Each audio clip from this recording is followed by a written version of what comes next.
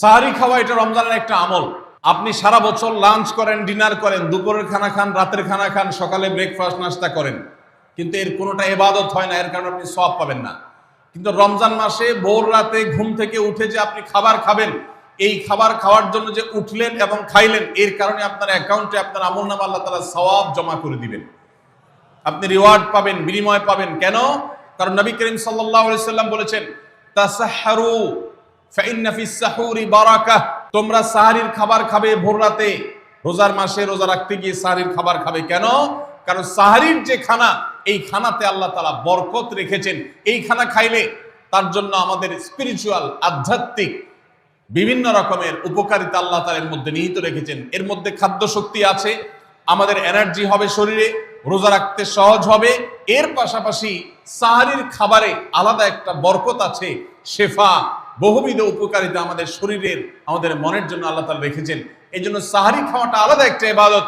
যদি আপনার সন্ধ্যা রাত্রে বেশি খাওয়া হয়ে যায়, সাহরিতে খানা খাওয়ার মতো মুড না থাকে, অন্তত এক ঢোক পানি, একটা খেজুর, সামান্য কিছু খেয়ে হলেও আপনি সাহরি খাবেন এবং তাতে আপনি সওয়াব পাবেন।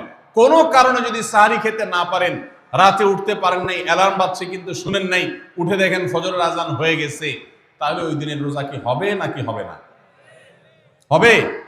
মাশাআল্লাহ, বগুড়ার মানুষ মাসালা জানে, দেখা যায় রোজা হয়ে যাবে ইনশাআল্লাহ। কারণ এই সাহরি খাওয়াটা ফরজও না, ওয়াজিবও না, এটা সুন্নাত। সুন্নাত ছুটে গেলে ইবাদত হয় না, ব্যাপারটা সেরকম না।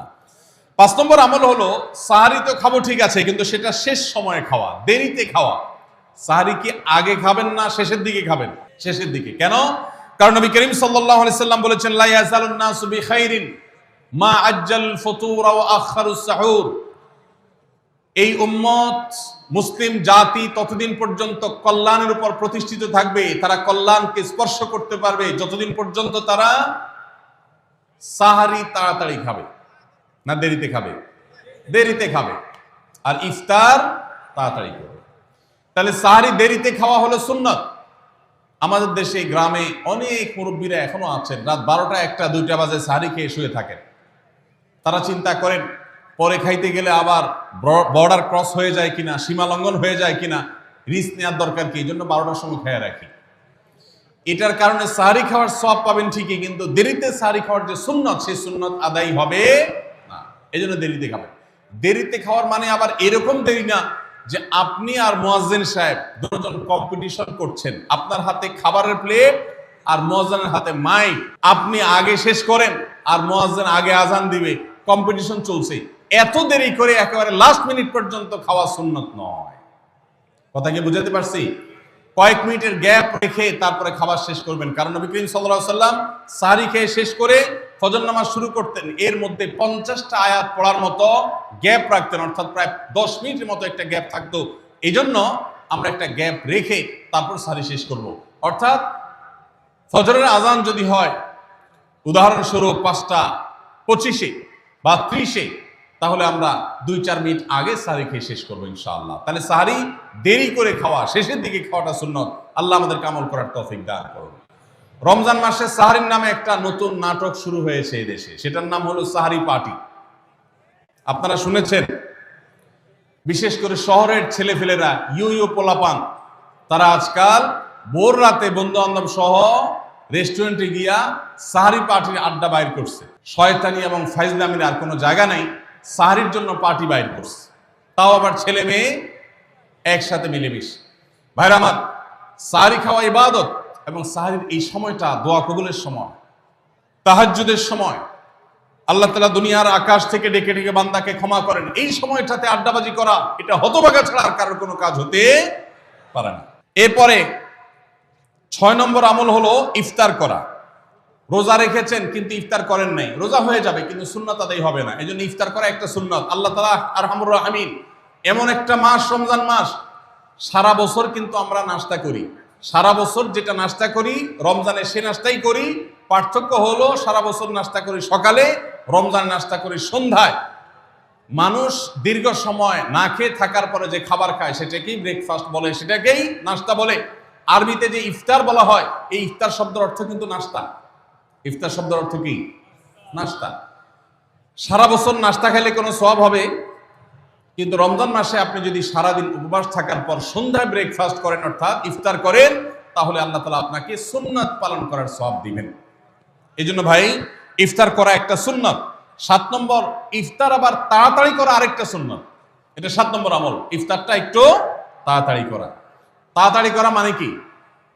সূর্য ডুবার 2-4 মিনিট আগে।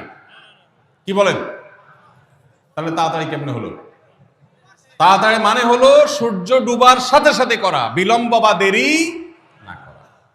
নবী করিম সাল্লাল্লাহু আলাইহি ওয়াসাল্লামের হাদিস আবারও আমরা স্মরণ করি। তিনি বলেছেন, লা ইয়াজালুন নাসু বিখাইরিন মা আজ্জালুল ফুতুর ওয়া আখারুস সুহুর। এই মানুষ, এই উম্মত ততদিন কল্যাণের উপরে প্রতিষ্ঠিত থাকবে যতদিন তারা ইফতার তাড়াতাড়ি করবে আর সাহরি দেরিতে করবে। ইফতার তাড়াতাড়ি করা এর মানে হলো সূর্য ডুবছে আর দেরি করবেন না। শিয়ারা এবং ইহুদিরা, তাদের মধ্যে রোজা আছে, ফাস্টিং আছে, তারা সেই রোজায় ইফতার করে হলো চতুর্দিক অন্ধকার হয়ে যাওয়ার পর, সূর্য ডুবার পর পর ইফতার করে না। তো এই জন্য নবী সাল্লাল্লাহু আলাইহি সাল্লামের আদর্শ হলো তার বিপরীত, অর্থাৎ সূর্য ডুবার পর পর ইফতার করে ফেলা, অতিরিক্ত বিলম্ব না করা। আল্লাহ আমাদেরকে আমলের তৌফিক দান করুন। 8 নম্বর আমল হলো ইফতারের দোয়া পড়া। ইফতারের দোয়া জানা আছে ভাই? কি দোয়া? আমরা একটা দোয়া কমন জানি বাংলাদেশে মানুষ, সেটা হলো আল্লাহুম্মা লাকা সুমতু আলা রিজকিকা আফতারতু। এটাও হাদিসে বর্ণিত হয়েছে, কিন্তু হাদিসের সনদ নিয়ে অনেকে কোনটা নিয়ে আলাপ তুলেছেন, প্রশ্ন তুলেছেন। আল্লাহুম্মা লাকা সুমতু মানে হলো, হে আল্লাহ, আপনার উদ্দেশ্যে রোজা রেখেছি, ওয়া আলা রিজকিকা আফতারতু, এবং আপনার দেওয়া রিজিক দিয়ে ইফতার করেছি।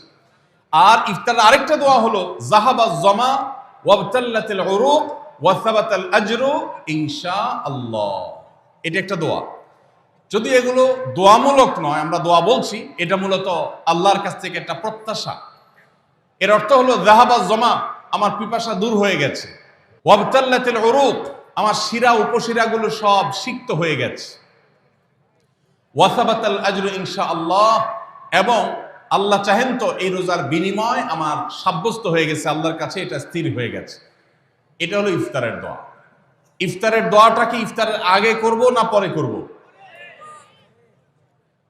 ইফতারের দোয়াটা যারা ইফতারের আগে করার পক্ষে তারা হাত তোলেন, অল্প সংখ্যক মানুষ।